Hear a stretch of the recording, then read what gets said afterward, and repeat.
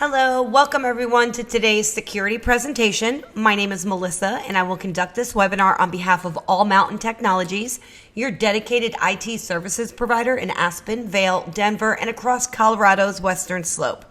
Today's webinar is all about cybersecurity. What is cybersecurity? Cybersecurity is a practice of protecting systems, networks, and programs from digital attacks. I'm going to walk everyone through the various types of cyber attacks that can be encountered and how you can stay safe. To kick things off here, let's talk about cyber attacks. A cyber attack is any attempt to expose, alter, disable, destroy, steal, or gain information through unauthorized access. There are three types of cyber attacks that I will discuss: phishing, email scams, and ransomware. Let's start with phishing.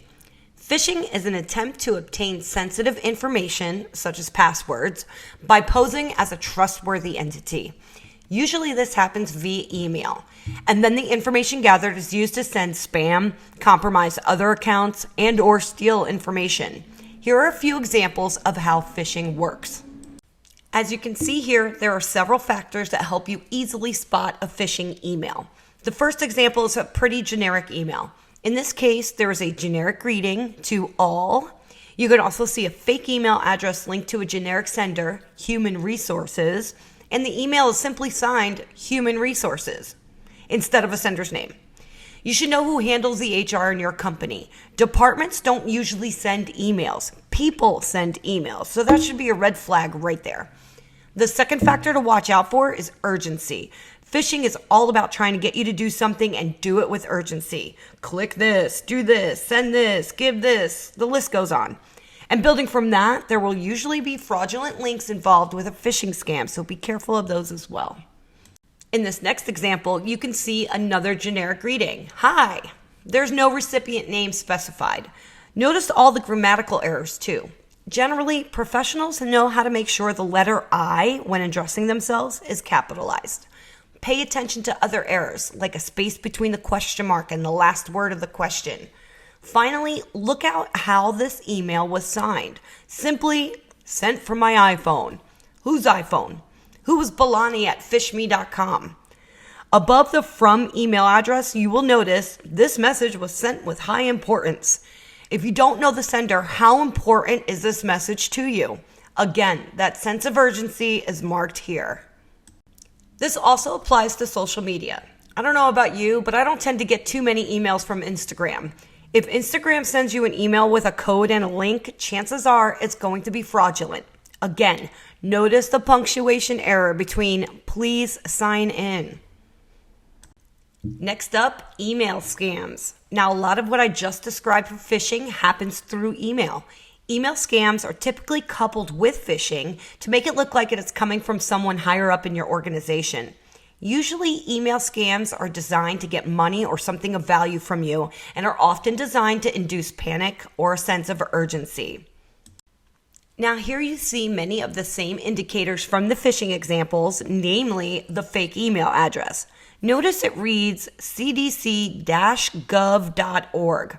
You generally won't see gov.org on anything. It's either .gov or .org.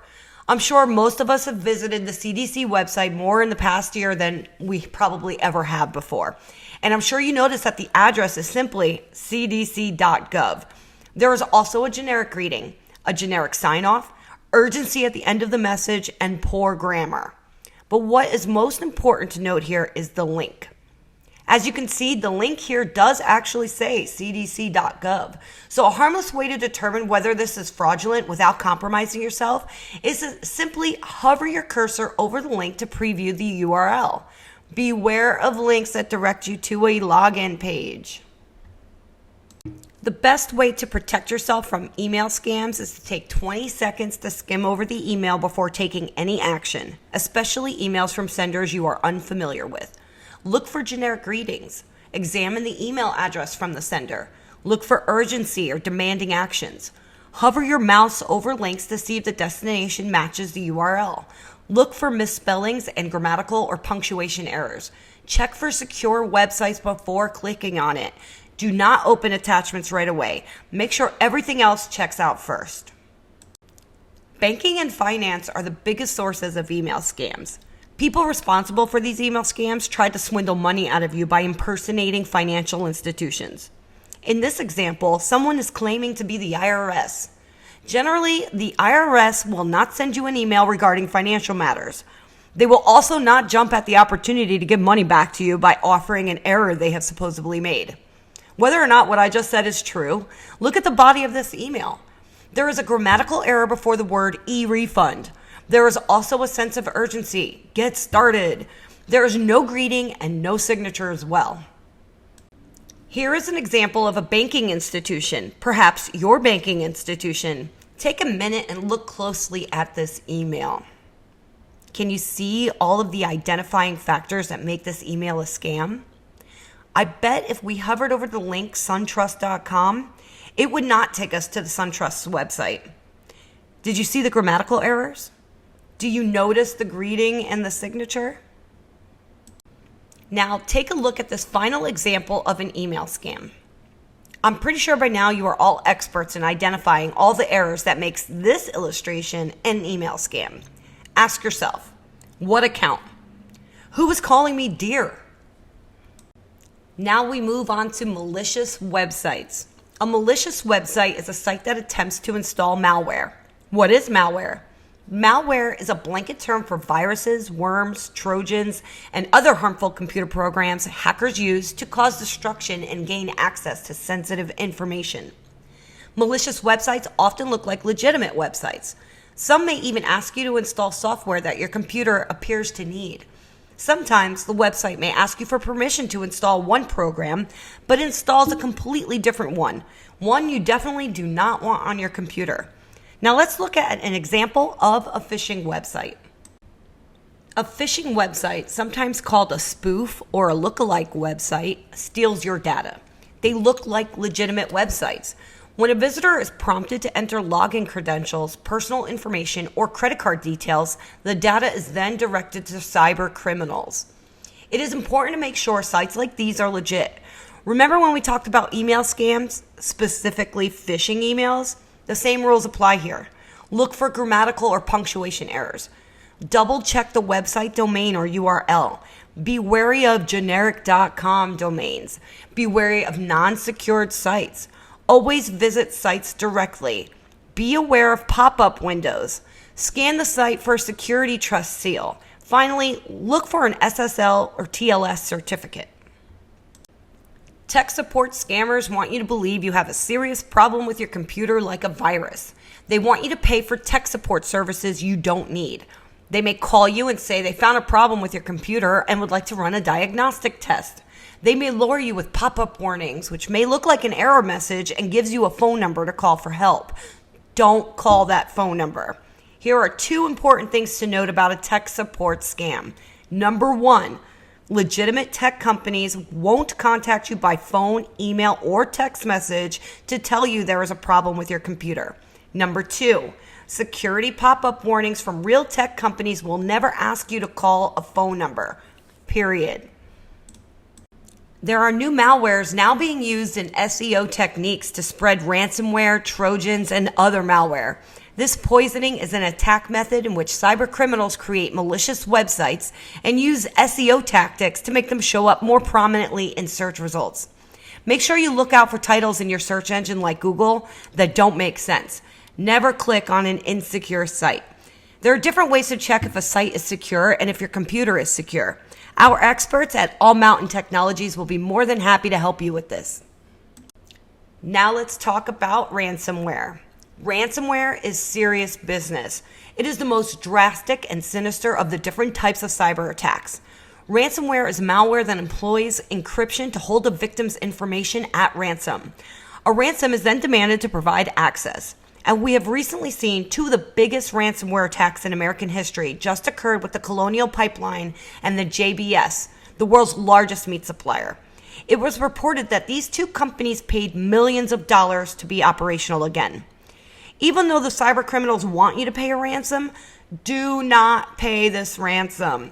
Paying the ransom can lead to bigger problems in the future, and it almost never guarantees you access you desire. The only option to combat a ransomware attack is to restore data from backups. It is very important to constantly back up your data and information. Here's a typical example of a ransomware attack. As you can see, the message warns you that your documents, photos, databases, and other important files have been encrypted. And then there's the ransom demand. You only have 96 hours to submit payment, followed by more threatening urgency. Do not try to get rid of this program yourself. Again, simply restore your files from a backup and do not, I repeat, do not pay the ransom. I'm sure many of these situations we have discussed so far may seem familiar to most of you. Maybe you recall a computer problem after falling for one of these scams. But what if you haven't? Let's say you didn't listen today and fell victim to a cyber attack. What costs could you incur? According to Security Magazine, the average cost of a data breach for a small business is $36,000 to $50,000. Of course, this number is much greater when we look at a large, successful business. According to the 2019 data from Keeper Security and the Ponemon Institute, 7 out of 10 small business employees report having their passwords stolen. That's 70% of employees. Finally, it has been reported that a third, or 28%, of data breaches in 2020 involved small businesses. Of this number, 60% of small businesses that are victims of cyber attacks go out of business within 6 months. With cyber attacks constantly on the rise, let's recap some of the information I have discussed and let's talk about how you can stay safe. First off, be suspicious. It's a wild world out there and we all need to be on alert now more than ever. So the first rule of thumb, never send money or pay for something without confirming it by phone. Only call a phone number you know is correct, not a number given to you in an email. Don't click on a website address link. Enter the web addresses directly into your web browser to make sure it's a secure and legit website and log into websites that way.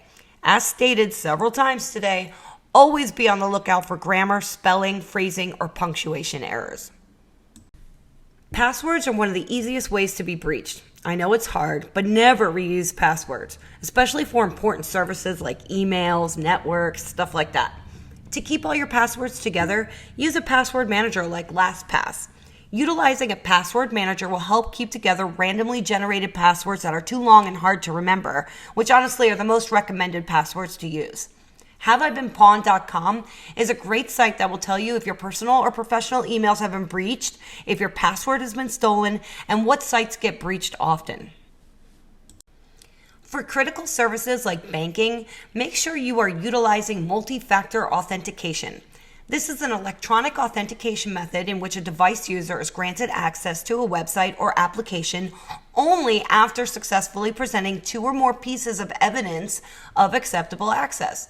This method makes it much harder for any malfeasance to take place.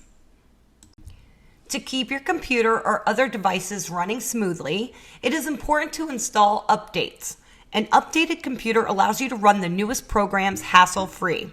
It is also important to keep your device updated to avoid viruses and malware. You should install updates often. Sometimes we get too busy or may forget, so set a reminder to install any updates at the end of your workday. I know some of us just leave our web browsers open constantly, but it is definitely a good idea to close your browser a few times a week to allow your system to receive new updates.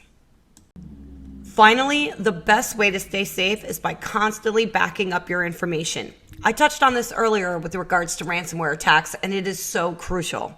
Data on the server should be automatically backed up, and a copy should be stored off-site and inaccessible from the network. You can certainly use backup programs that are available, and one of our experts will be more than happy to suggest the right product for you. It's good to follow the rule of 3. Have at least 3 copies of your backed up data in 3 different locations. At this time, I would like to thank all of you for being a part of this, and I hope everyone enjoyed this webinar and found it informative. The IT world can be tricky. You should know that to thrive and maintain a competitive advantage, you need a trusted advisor to help you navigate through and guide you down the road to success. Cybersecurity is more important now than ever. All Mountain Technologies can help you utilize technology to its fullest potential while working with you to keep your sensitive data safe. If you have any questions, feel free to reach out to us.